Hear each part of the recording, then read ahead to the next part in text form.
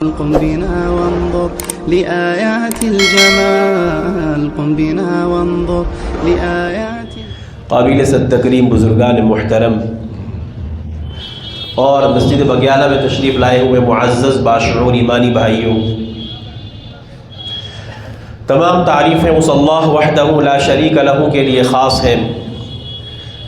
جس اللہ رب العزت نے ہم سب کو انسانی شکل عطا کی، ایمان کی عظیم دولت سے نوازا اور امام الانبیاء جناب محمد عربی صلی اللہ علیہ وسلم کی امت میں پیدا فرمایا، اور قرآن کریم جیسے عظیم کتاب کے ذریعے سے اللہ نے ہماری رہبری اور رہنمائی فرمائی۔ تمام تعریفیں اسی اللہ کے لیے خاص ہیں۔ ہم سب اپنے کریم رب کا جتنا بھی شکر ادا کریں وہ کم ہے کہ اس کریم رب نے ہمیں زندگی میں پھر سے رمضان المبارک کے یہ بابرکت اور مقدس لمحات عطا کیے۔ وقت کا کام چونکہ گزرنا ہے، وقت کا کام چونکہ بیت جانا ہے، اس لیے یہ رمضان بھی اپنے ایک عشرے کے ساتھ ہم سے رخصت بھی ہو چکا ہے۔ گزشتہ سے پیوستہ جمعہ میں استقبال رمضان کے عنوان سے چند باتیں آپ سے کی گئی تھیں، اسی موضوع کو آگے بڑھاتے ہوئے پھر گزشتہ رمضان کے پہلے جمعہ میں قرآن کریم کے حوالے سے قرآن کریم کی عظمت اور قرآن کریم کے تقاضے کیا ہیں اس پر کچھ مختصراً روشنی ڈالی گئی تھی۔ اب یہ دوسرا عشرہ اب ہمارے سامنے ہے، دیکھتے ہی دیکھتے تیسرا جمعہ، پھر اس کے بعد پھر آہستہ آہستہ رمضان الوداع۔ کیا کھویا اور کیا پایا، ہر ایک انسان اپنے آپ سے پوچھے۔ کوئی کسی کے تعلق سے نہ کہہ سکتا ہے اور نہ ہی کہنے کا مجاز ہے، کوئی کسی کے تعلق سے اچھے اور برے کا فیصلہ نہیں کر سکتا، اور یہ شریعت کا فیصلہ ہے، کسی کے ظاہر کو دیکھ کے کوئی حکم نہیں لگا سکتا اور نہ لگانا چاہیے۔ کسی کے فسق کو دیکھ کر کے ظاہر کے اعتبار سے اس پر فسق کا حکم لگا دینا، کیا پتہ کہ وہ اس کی آنے والی رات اللہ سے تعلق کی ایسی مضبوط رات ہو کہ تم تو اس کے تعلق سے فسق کا گمان ذہن میں رکھ رہے ہو اور وہ اللہ کا ولی بن کر دنیا سے جا رہا ہو۔ اسی طریقے سے کسی کے ظاہری حلیے اور ظاہر کے اعتبار سے نیک ہونے کو نیک سمجھنا الگ مسئلہ ہے۔ اسی لیے اہل اللہ کہتے ہیں کہ نیک بننا تو فرض ہے لیکن خود کو نیک سمجھنا حرام ہے۔ تو دوسرا کوئی اگر حسن ظن رکھے تو حسن ظن کا تقاضا ہے کہ دوسرے آدمی کو انسان نیک سمجھے، لیکن اس پر کوئی حکم نہیں لگانا چاہیے کہ نہیں یہ تو اب کنفرم جنتی ہے، ایسا نہیں ہے۔ یہ میرے اللہ کے معاملات ہیں، یہ میرے اللہ کے دائرہ اختیار کی چیزیں ہیں، وہ جس کے ساتھ چاہے جیسا معاملہ کر دیں۔ یہ بہت نازک ترین بات ذہن میں آئی ہے اس وقت، جس موضوع کی طرف توجہ دلانا چاہتا ہوں وہ انشاءاللہ میں آگے آپ سے عرض کرتا ہوں، لیکن یہ جو بات اس وقت اللہ نے ذہن میں ڈالی یہ بہت نازک ترین معاملہ ہے ہمارے ساتھ، کہ کون کیسا ہے اور کس معیار پر ہے۔ تو یہ فیصلہ کرنے کا ہم میں سے کسی کو بھی اختیار نہیں کہ اس کے ساتھ ہونے کیا ہونے والا ہے، یہ اللہ کے سوا کسی کو نہیں پتہ۔ چونکہ صحیحین کی حدیث ہے، نبی علیہ السلام نے اپنی زبان مبارک سے فرمایا کہ العبرۃ بالخواتیم، اعتبار خاتمے کا ہے۔ یہ اللہ کے نبی صلی اللہ علیہ وسلم کا فرمان سنا رہا ہوں اب، اعتبار خاتمے کا ہے۔ یہ مسئلہ الگ ہے کہ نبی علیہ السلام نے یہ بھی فرمایا تم جیسی زندگی گزارو گے ویسی تمہاری موت آئے گی، اور جیسی تمہاری موت آئے گی ویسا تمہارے ساتھ معاملہ کیا جائے گا، تمہارے ساتھ حشر ویسا کیا جائے گا جیسی تمہاری موت آئے گی۔ لیکن نبی علیہ السلام نے اپنی زبان مبارک سے اس امت کے لیے کیا کیا ارشاد فرما کر کے گئے، آقا صلی اللہ علیہ وسلم نے کس طرح فضائل بھی بیان کیا اور کس طرح اس امت کو وعیدات بھی اس کے سامنے رکھی اور ڈرایا۔ یہ ڈر آج ہم سے نکل چکا ہے کہ ہم یہ سمجھتے ہیں کہ ہم پیدائشی مسلمان ہیں تو مسلمان ہی مریں گے۔ یہ بات ذہن سے نکال لیں ہم سب۔ اللہ سے حسن ظن رکھنا، اللہ سے امید رکھنا، اللہ سے خیر اور کرم کے فیصلے کی امید رکھنا، یہ عین ایمانی تقاضا ضرور ہے، لیکن یہ سمجھنا کہ میں ایمان پر پیدا ہوا ہوں اور ایمان ہی پر مروں گا، یہ ذہن سے نکال دینی چاہیے بات۔ اور خاص کر جس دور سے ہم گزر رہے ہیں، جن فتنوں کے دور سے ہم گزر رہے ہیں،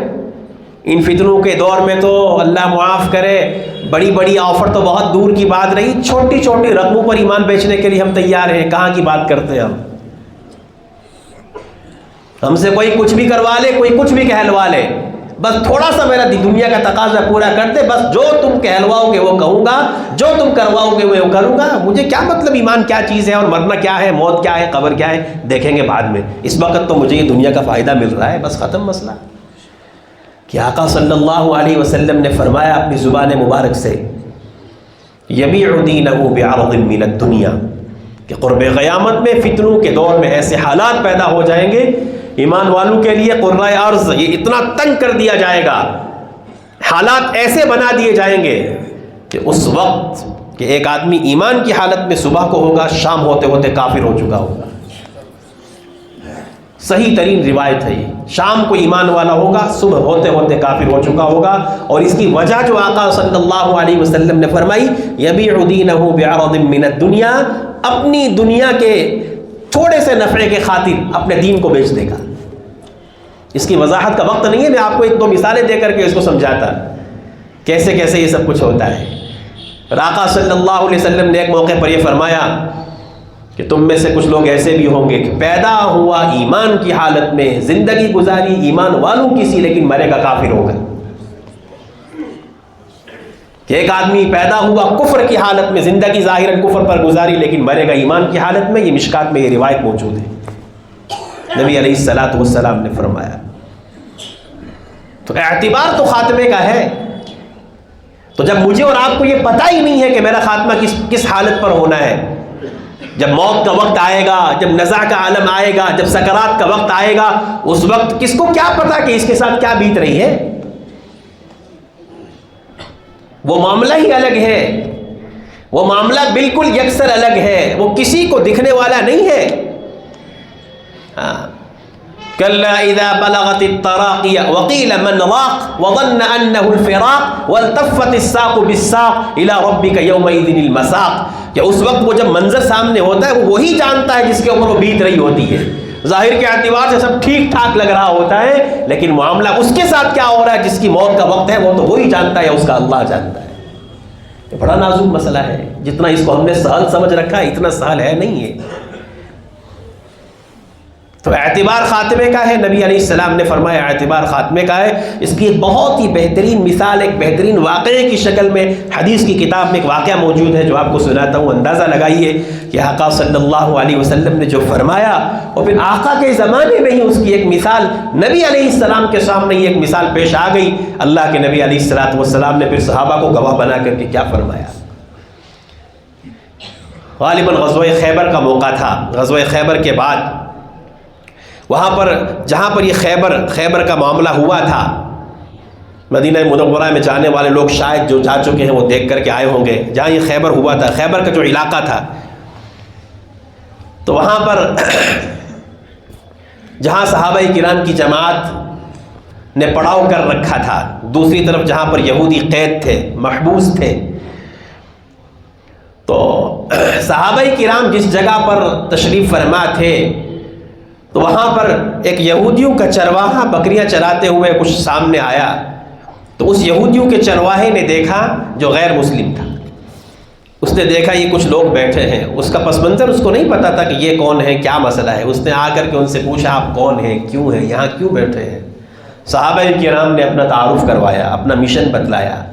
نبی علیہ السلام کا تعارف کروایا کہ ہمارے آقا امام الانبیاء وہ ہیں، وہاں تشریف فرما ہیں۔ تو اس یہودیوں کے چرواہے نے کہا مجھے ان کے پاس لے چلیں، اپنے آقا کے پاس۔ تو صحابہ کرام کی ایک جماعت نے اس یہودیوں کے چرواہے کو نبی کریم صلی اللہ علیہ وسلم کے پاس پہنچایا، تو نبی کریم صلی اللہ علیہ وسلم نے اپنی زبان مبارک سے اسلام کی دعوت پیش کی۔ یہودیوں کا چرواہا غیر مسلم ہے، آقا کی زبان سے دعوت پیش ہو رہی ہے، تو آقا کی زبان سے نکلنے والی دعوت اس کے دل پہ اثر کر گئی، اللہ نے اسے ہدایت کی توفیق دی، وہ مسلمان ہو گیا۔ معاملہ آگے ہے، جو بات سنانا چاہتا ہوں توجہ سے سنیے گا اس واقعے کو، یہ واقعہ غالباً مسلم شریف میں یہ روایت موجود ہے جو آپ کو سنا رہا ہوں، ورنہ حدیث کی صحیح کتاب میں یہ روایت موجود ہے۔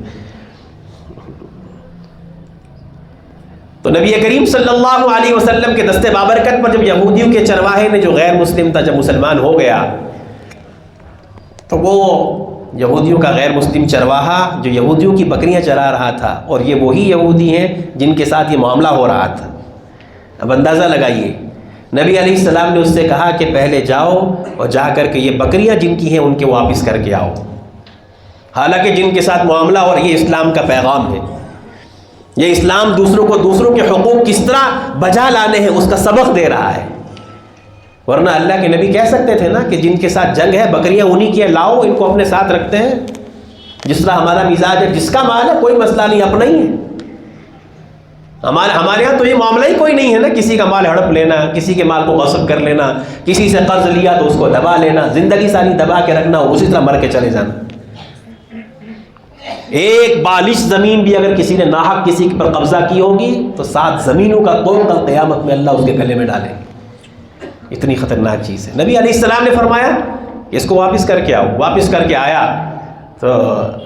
چند ساعات کا مسلمان، کچھ دیر پہلے مسلمان ہونے والا یہودیوں کا غیر مسلم چرواہا نبی کریم صلی اللہ علیہ وسلم سے پوچھتا ہے، اللہ کے نبی صلی اللہ علیہ وسلم میرے ذمے کیا ذمہ داری ہے، اب مجھے کیا کرنا ہے؟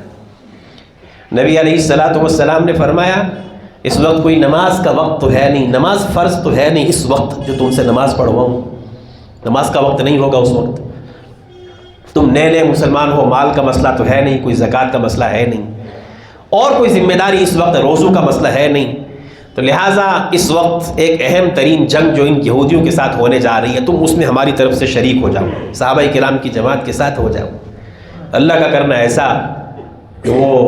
نبی علیہ السلام کے کہنے پر شریک ہوا، لیکن تعجب اس بات پر بھی ہے، نبی علیہ السلام کی اخلاق کریمانہ دیکھیے کہ چند ساعات کا مسلمان نبی علیہ السلام سے یہودیوں کا چرواہا ہے، ایک عام سا آدمی تو ہوگا، لیکن اللہ کے نبی سے کیا کہہ رہا ہے؟ اللہ کے نبی صلی اللہ علیہ وسلم دونوں صورتوں میں میری ذمہ داری لیجئے، اگر میں جا کر کے شہید ہو گیا تو میرے ساتھ کیا ہونا ہے، اور اگر میں بچ کے آ گیا تو میرے ساتھ کیا معاملہ ہوگا، ذمہ داری لیجئے، ضمانت لیجئے۔ نبی علیہ السلام نے فرمایا اگر تم بچ کر کے آ گئے تو غازی کہلاؤ گے، میرے صحابہ کرام کی جماعت کے ایک مقدس فرد کہلاؤ گے، اور اگر شہید ہو گئے تو میں گواہ بناتا ہوں ان سب کو کہ تم جنتی ہو۔ اللہ کا کرنا ایسا کہ وہ شریک ہوا، اور اللہ کے کرم سے، اللہ کے فضل سے قبولیت کی گھڑی تھی، وہ چند ساعات کا مسلمان جو ہے وہ اللہ کے راستے میں قبول ہو گیا۔ اور جہاں لاشیں تھی کچھ صحابہ کرام کی، تو وہاں پر کچھ صحابہ نہیں پہچان سکے یہ ہماری لاشوں میں، ہمارے صحابہ کی جماعت میں اجنبی سا آدمی کون ہے۔ نبی علیہ السلام کو اس کی اطلاع دی گئی تو نبی کریم صلی اللہ علیہ وسلم بذات خود اپنے خیمے سے تشریف لائے، اور خیمے سے تشریف لانے کے بعد نبی کریم صلی اللہ علیہ وسلم نے چند ساعات کے مسلمان کی لاش کے سامنے کھڑے ہو کر کے اللہ کے نبی علیہ السلام نے فرمایا ہے میرے صحابہ تم سارے کے سارے گواہ رہنا، یہ میرا وہ امتی اور میرا وہ صحابی ہے جس نے کوئی نماز نہیں پڑھی، کوئی روزہ نہیں رکھا، کوئی زکوٰۃ نہیں دی، کوئی اور نیک عمل نہیں کیا، لا الہ الا اللہ پڑھ کر کے میرے کہنے پر لا الہ الا اللہ پڑھا، مسلمان ہوا، اور میرے کہنے پر اس عمل میں شریک ہوا، اور اللہ کے یہاں چلا گیا، شہادت کا مقام پا گیا، میں تم سب کو گواہ بنا کر کہتا ہوں کہ یہ جنتی ہے، اس لیے کہ اس کا خاتمہ لا الہ الا اللہ پر ہوا ہے۔ تو اعتبار تو خاتمے کا ہے کہ خاتمہ کس کا کس پر ہونا ہے، تو اس لیے کوئی عالم ہو، کوئی جاہل ہو، کوئی افسر ہو، کوئی بیکاری ہو، ہاں اللہ سے حسن ظن رکھنا چاہیے، چونکہ حدیث پاک میں آتا ہے، حدیث قدسی آتی ہے کہ اللہ تعالیٰ اپنے بندوں کے ساتھ ویسا معاملہ کرتے ہیں جیسا بندہ اللہ سے گمان رکھتا ہے، تو ہم اللہ سے گمان تو رکھیں گے، لیکن اپنے آپ پر مطمئن ہو جانا کہ نہیں ایمان والا ہوں تو ایمان والا ہی مروں گا، ذہن سے یہ بات نکال دیں۔ زندگی ساری اسی فکر میں گزرنی چاہیے، زندگی ساری اسی تڑپ میں گزرنی چاہیے، پتہ نہیں میرا کیا ہوگا، پتہ نہیں میرے ساتھ جب میری موت کا وقت آئے گا تو کیا ہوگا۔ اب جانتے ہیں جب موت کا وقت آتا ہے تو کتنی خطرناک گھڑی ہے، نبی علیہ السلام نے ایسی تھوڑی سے اس وقت سے پناہ مانگی ہے کہ نبی کریم صلی اللہ علیہ وسلم نے سکرات الموت سے پناہ مانگی ہے، اور امت کو ڈرایا ہے اس بات سے کہ نبی علیہ السلام کی دعاؤں میں مشہور و معروف دعا ہے جس کو اللہ کے نبی علیہ السلام اپنی زبان سے مانگ کر کے گئے، اللہم تب علینا قبل الموت